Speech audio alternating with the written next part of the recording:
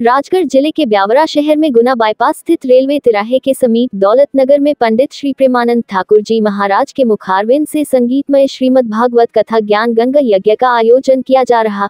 श्रीमद् भागवत कथा के पंचम दिवस पर व्यासपीठ से पंडित ठाकुर जी महाराज ने भगवान श्री कृष्ण की बाल लीलाओं का वर्णन करते हुए उनके जन्मोत्सव एवं भगवान श्री कृष्ण के माखन चोरी की घटनाओं का विस्तार से वर्णन किया। आपने कहा कि भगवान श्री कृष्ण माखन नहीं चुराते थे, माखन तो एक बहाना था। अंतः ग्वालों और गोपियों का मन चुराया करते थे। भगवान श्री कृष्ण जिसका मन चुरा लेते हैं फिर उसका कल्याण हो जाता है।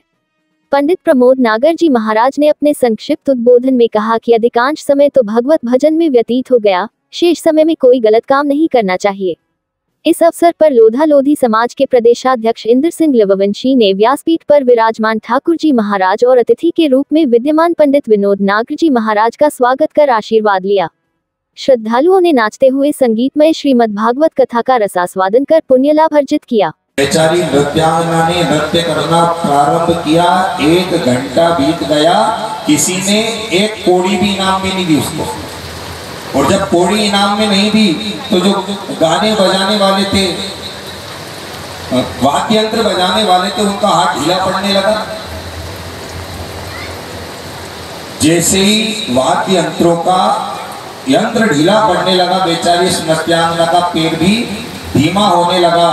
तो वो नृत्यांगना अपने तबला वाले भैया से, आर्गन वाले भैया से कहने लगी कि बहुत गई थोड़ी रही, ये बीती जाए और ताल भंग मत होइयो, नहीं खुले दाग लग जा।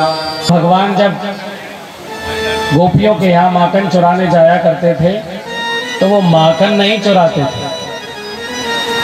किसी संत ने कहा है कि माखन तो एक बहाना था, क्योंकि भगवान कृष्ण के घर में भी बहुत गाय थी, बहुत माखन होता था, लेकिन माखन चुराना तो एक बहाना था। अंत में तो सारे ग्वाल बाल गोपियों का मन चुराया करते थे। और हम भी प्रार्थना करें कि हे गोविंद, किसी दिन अगर कहीं नजर पड़ जाए हम पर तो हमारे इस पापी मन को भी चुरा लेना, ताकि हमारा भी कल्याण हो जाए। मन मरा न माया मरी और मर गया शरीर, और आशा तृष्णा रह गई।